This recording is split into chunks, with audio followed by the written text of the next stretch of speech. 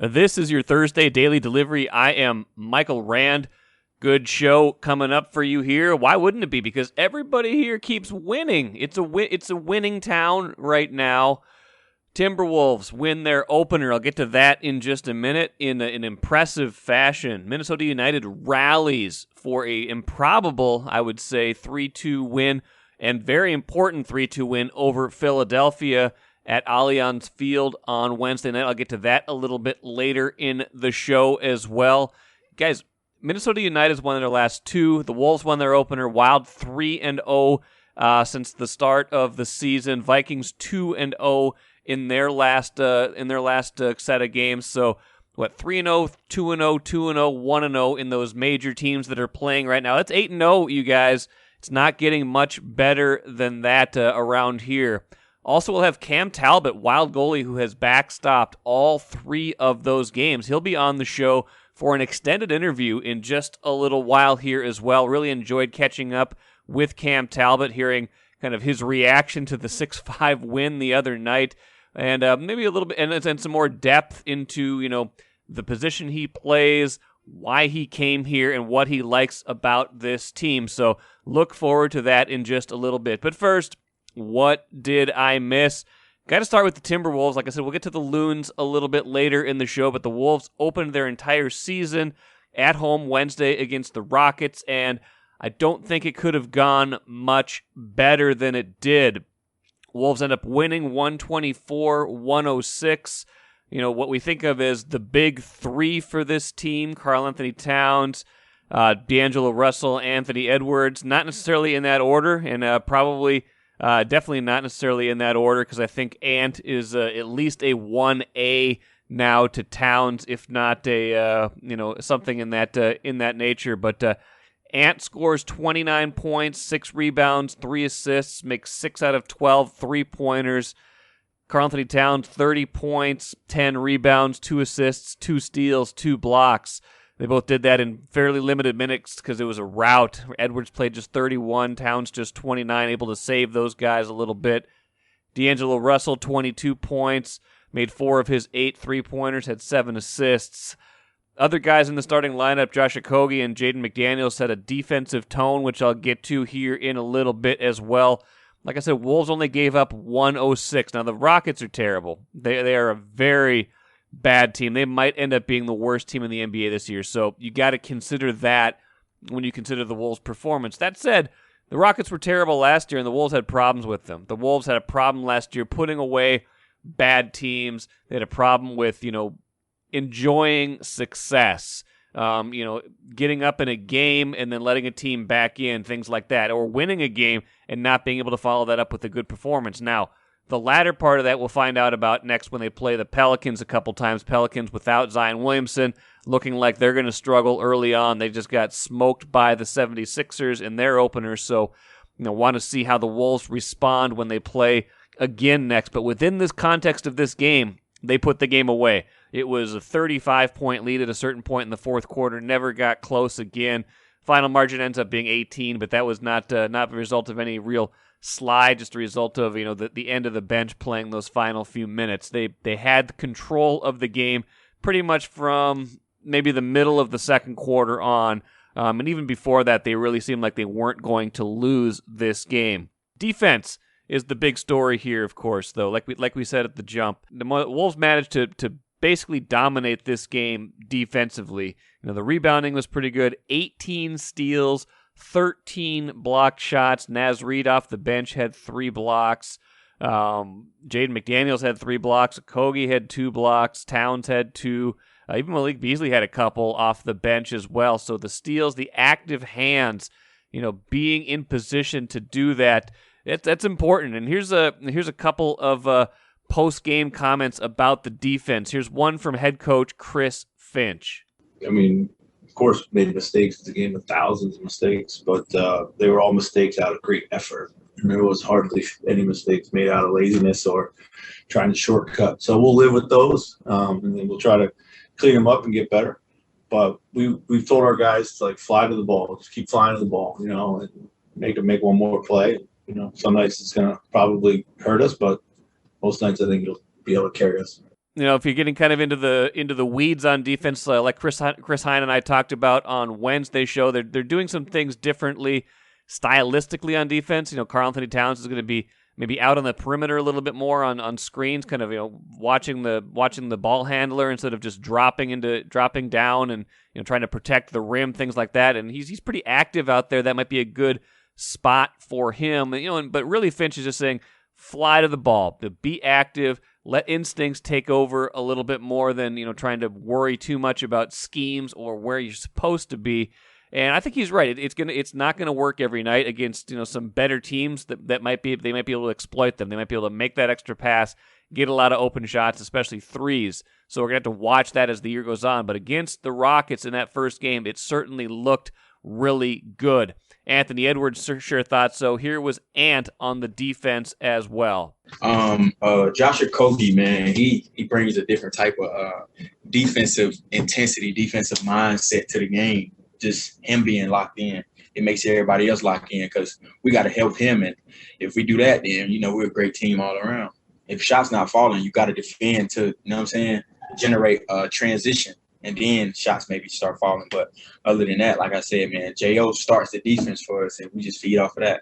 And here's the thing. Listen, last year when the Wolves were bad, they got better in the second half of the year, but let's face it, that was not a good team. They won 23 games. They lost 49. That was not a good team, and a lot of it was the defense. They, here's the thing, 124 points, which is what they scored in the opener. That should be enough most nights, even in the higher scoring NBA these days. That should be enough to win you games. Guess what the Wolves' record was last season when they scored at least 124 points? It was 5-7. They were a losing team when they scored that many points. That shows you the value of defense. Now, conversely, guess what their record was when they allowed 106 or fewer? 12-4. So, it's a big gap. It's a big margin. You should expect 106 maybe gets you a little bit better record than 124 scoring, but you shouldn't expect that you're having a losing record when you score that many points. That shows you how bad the defense was last year and how important it's going to be going forward, and that's what I'm going to be watching the most when they play again against New Orleans in just a few days here. I'm Nyla Jean Myers, Senior Assistant Sports Editor at the Star Tribune. Thank you for listening to Strip Sports Daily Delivery. This work is made possible by our Star Tribune subscribers. For unlimited access to the articles mentioned in this podcast and our coverage of Minnesota sports from pros to preps, go to startribune.com/subscribe. Really happy to be joined on Daily Delivery today by Cam Talbot, Wild goaltender. A really good year last year, is off to a 3-0 start this year, along with the Wild. Cam, welcome to the show. How you doing? I'm doing great. Thanks for having me. Yeah, really excited to talk to you. Haven't had a chance to do that yet. Have had a number of Wild players on last season, but you are our first Daily Delivery Wild guest of the year. I guess Bill Guerin was on a couple weeks ago. Maybe he counts too. But Cam, I got to admit, I talked about this on Wednesday's show. I wasn't at the home opener, but I was watching it. I was curious about it. I gave up. I gave up on it. When that empty net goal went in, I just assumed that was it. Changed it over to, I think, opening of the NBA. Maybe it was the MLB playoffs. A lot of sports going on. And then, an hour later, I see that you guys won. So maybe just talk me through a game like that. Is easy to give up on from a number of standpoints. Maybe we can start with the resiliency of the team to come back a number of times, including, getting that, having that goal overturned and winning in overtime.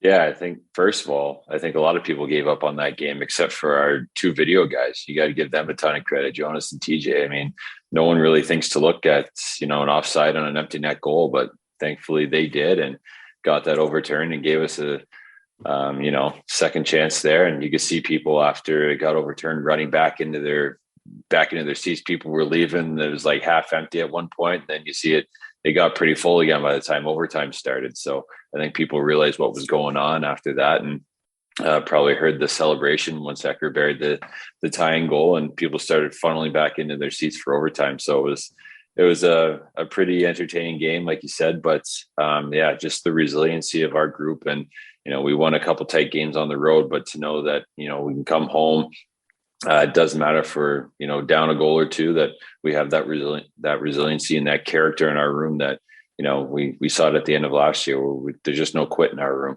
And it's nice to see that it carried over into this year. What's a game like that like on, the bench, especially, you're offering an extra attacker at the moment that the goal goes in. You're probably in your mind thinking, it's what was it, like a minute 16 left, something like that, like 2-goal deficit at that point. If that stands, it's not like the game is officially over, but like when you get that reprieve and you end up winning a game like that, what's the moment like for, when you get to the locker room? What's the moment like when, you actually win a game like that? I mean, just pure elation. I think you can see all the guys in the room on the ice when Eckert buries the overtime goal too. And it's my first home game with fans and stuff like that, with that many fans. So it was pretty crazy. And obviously we feed off them. So the louder they get, the more excited we get. So you could see from the reaction on the bench how excited everybody was. And once we got back to the dressing room, it really didn't die down. We knew that was a big one, and you want to come out and establish home ice advantage early in the season, and to come back like that in our home opener in front of a packed house again was pretty special. Seemed like there was some pent up aggression between two teams that didn't get to play each other last year and that had established a pretty good rivalry. That first period was something else, and it didn't let up a whole lot. Did you maybe expect that, or is every game kind of take on a life of its own and just becomes what it's going to become? I've heard about the rivalry. It's my first taste of it in person. Right. And, like you said, it had been a while, but obviously there was no love lost between these two teams in the almost 2 years since they played each other last. So it's good to see that these rivalries are still alive and well in the NHL, because it just makes it that much more exciting for us to get up for a game, and makes it that much more exciting for the fans to be in the stands and want to come to games like that. So it's nice to see that that wasn't lost on anybody, and give both teams credit. It was a physical matchup, and neither team wanted to give an inch. So it was an entertaining game all around. Foligno scored a goal that helped you guys get back, within 5-4, I believe. Before that, he had a fight, and was that a jump punch? What did you have a good look at that? Because I was watching, I was like, what did he just do exactly at the start of that thing? Did you guys talk to him about that?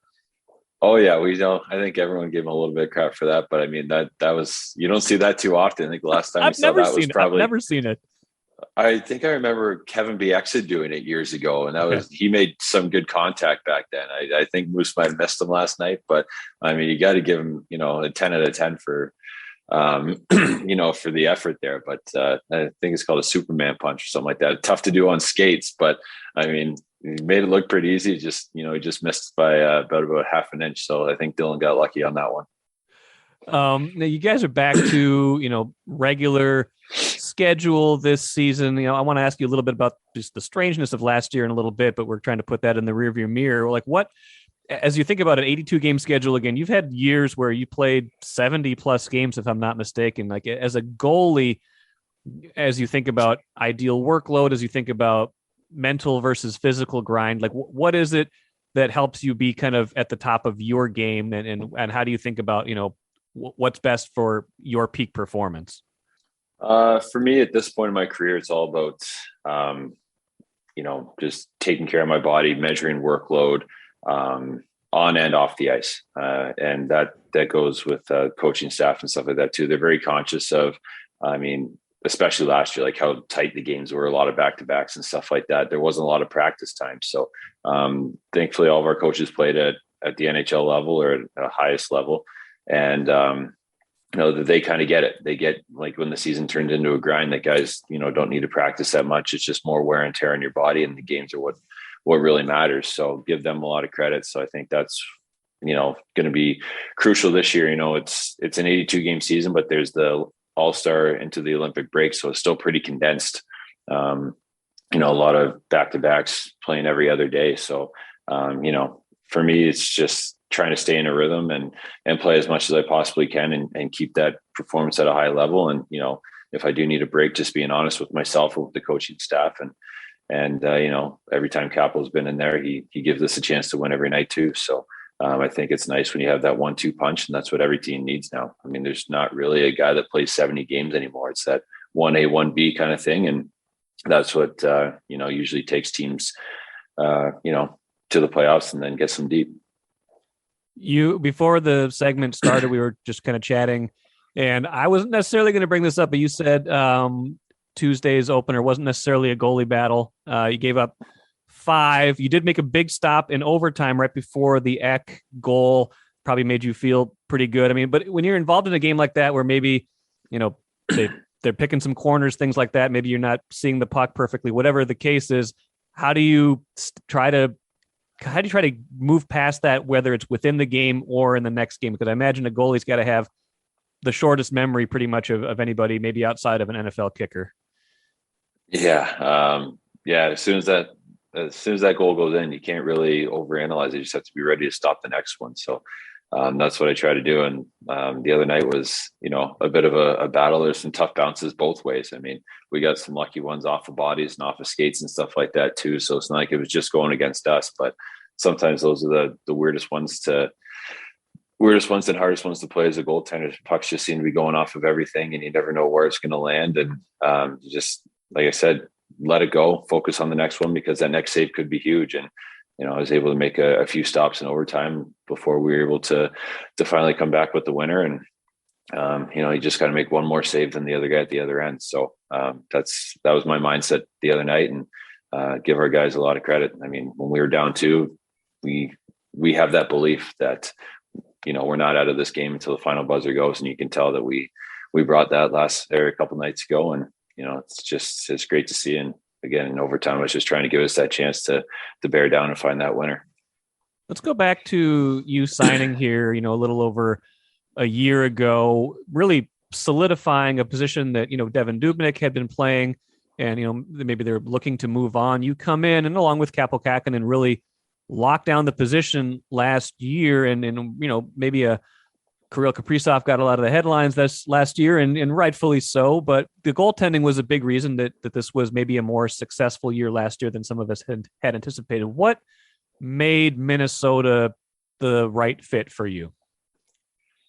I mean, first of all, you just look at the defense in front of you. I mean, you couldn't find a better top 6 and for a goaltender coming into free agency and stuff like that. So, I mean, playing behind a group like that just kind of seemed like a no-brainer. It makes my job a heck of a lot easier. And if I can go out there and control my rebounds and put pucks in good spots and make their job easier, it's just, it's better on everybody. But just Minnesota as a whole has always been a tough team to play against. Their structure is always pretty sound, and they're always one of the best teams defensively when it comes to giving up scoring chances and stuff like that. So, when Bill called, it just kind of seemed like a no-brainer. And I think I was one of the first goalies off the board in free agency. And obviously I was excited about that, but to land on a team like this, that's always known for its defensive prowess and the defensive core that they have to go along with some of the, when Kaprizov comes in and some of the offensive firepower that they bring in too, it's obviously a pretty simple decision when it comes to free agency when a team like that comes calling. Top 6 changed a little bit in the off season. We had the buyout of Ryan Suter and Zach Parise. Now, that said, it does feel like philosophically this has always been a team that has put a lot of stake in defense. Is that just, like you said, that was a big factor in making that decision? And it does seem like different teams, for whatever reason, I think, Edmonton, where you played for a long time, has struggled sometimes to find that goalie consistency. And maybe it's because, you played well there, but maybe is it, are some teams just known for not having as much of an emphasis on that side of the ice, and that, that can influence a lot of the way an organization goes and decisions you want to make?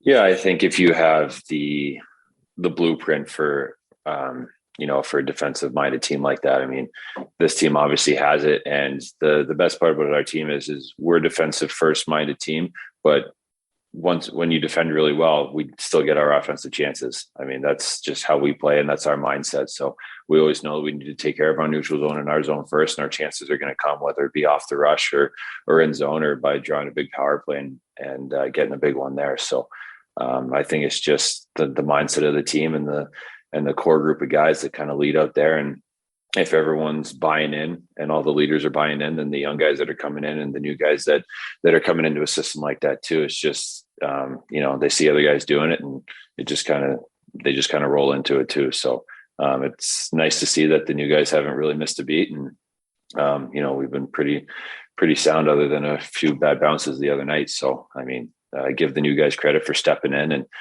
and really taking in the systems and stuff like that during training camp and being ready once the season started. It's not an easy job to do, but the guys bought in really well. Enjoying this conversation with Cam Talbot, Wild goalie. Just a couple more things. Just want to ask you about your journey to the NHL. Alabama Huntsville, you played really well there in college, but maybe not, a program that has developed a ton of NHL talent. Just maybe walk me through like how you got from, where you were, growing up playing in Canada through that path to the NHL. How much time do we have? I mean, as much as you. I mean, it's the internet. The podcast sphere is an unlimited space. So give me what you got. It was a long journey. Let's start with that. I mean, I grew up playing AAA in Stony Creek, and then moved and played junior C in Caledonia, my hometown, and made junior A from there, and ended up getting a scholarship to Alabama. And they had a goalie decommit in the middle of June, I believe. So they were scrambling for a goalie, and they called me, and I went down for a fly down on a visit, and loved the campus, small campus, but all the guys kind of lived in one dorm, which seemed kind of cool. You never get a chance in junior A hockey in Ontario to be a part of a close knit group like that. So when you go down there and you see how close everybody is and stuff, it just seemed like a great spot to play. So yeah, I accepted the scholarship obviously and went down there and was lucky enough to sign a pro contract with the Rangers. So I went down to Hartford, kind of honed my game. I was nowhere ready to be in the NHL when I got there, but I got to give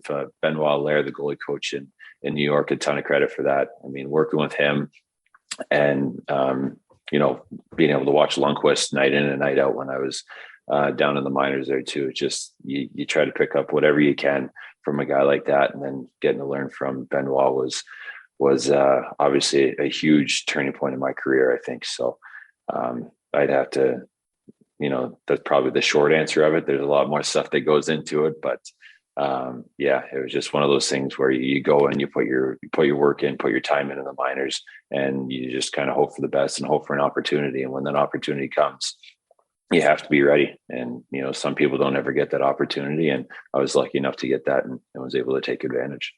I have to imagine, even with an optimistic attitude and a lot of, a strong work ethic, which it sounds like you have, there must have been moments where you're like, is this as far as my journey is going to go, whether it's at the junior level, even at the college level?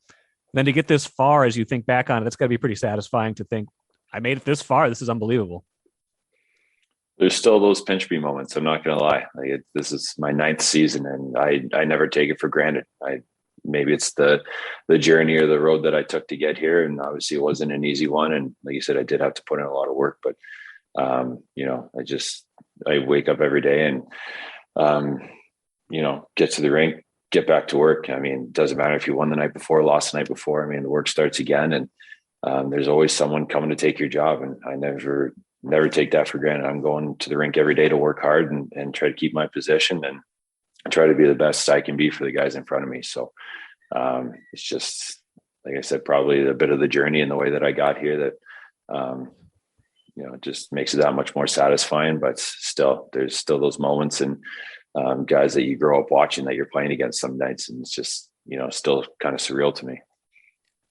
Love that answer. Last question. I think goalies have this reputation for being a little bit eccentric, but it feels like the more I talk to goalies, the more that's maybe a little bit overblown. And I don't think you are falling into that category. Is that overblown that these goalies are just kind of off in this kind of weird space, or is that an earned reputation for the goalie position at large?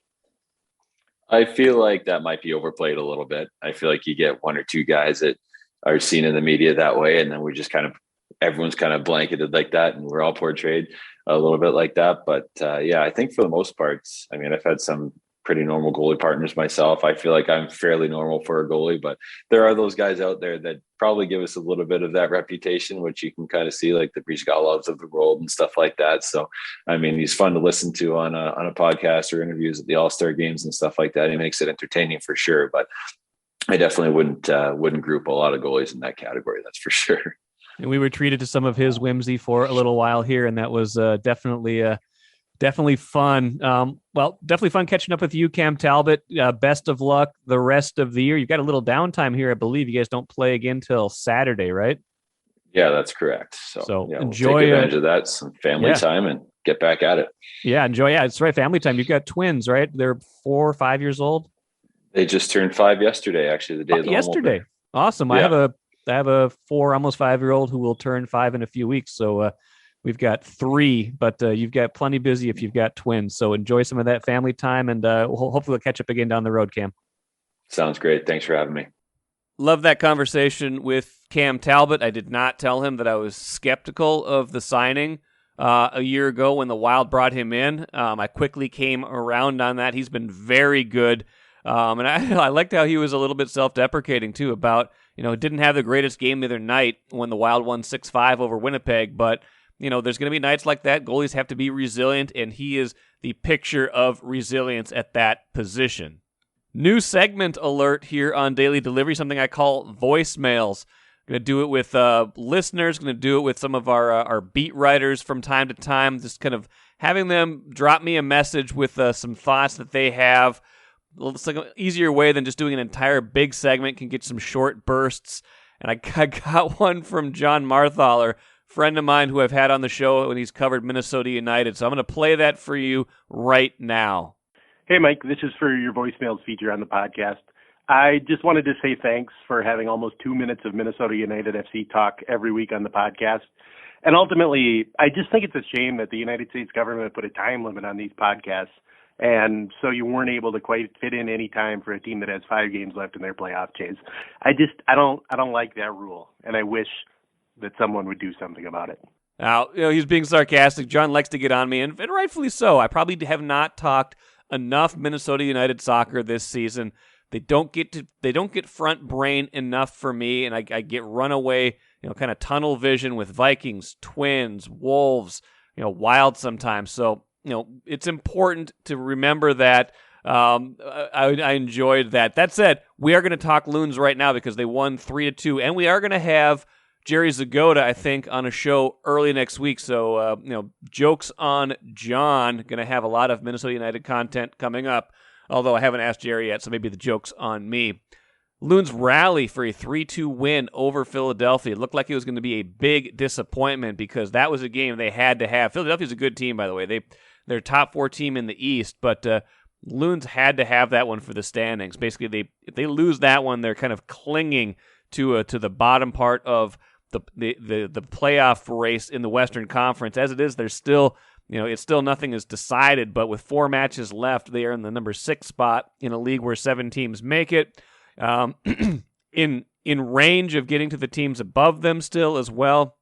LA Galaxy, 45 points, just 1 above them. Portland, 46 points, just 1 above them, or 2 above Minnesota, 1 above the Galaxy. So, but right below them, Vancouver in the 7th spot, 43. Real Salt Lake, 42. LAFC, who the Loons play here in just a few days, at 40. So, nothing to be taken for granted. That said, big win in this one.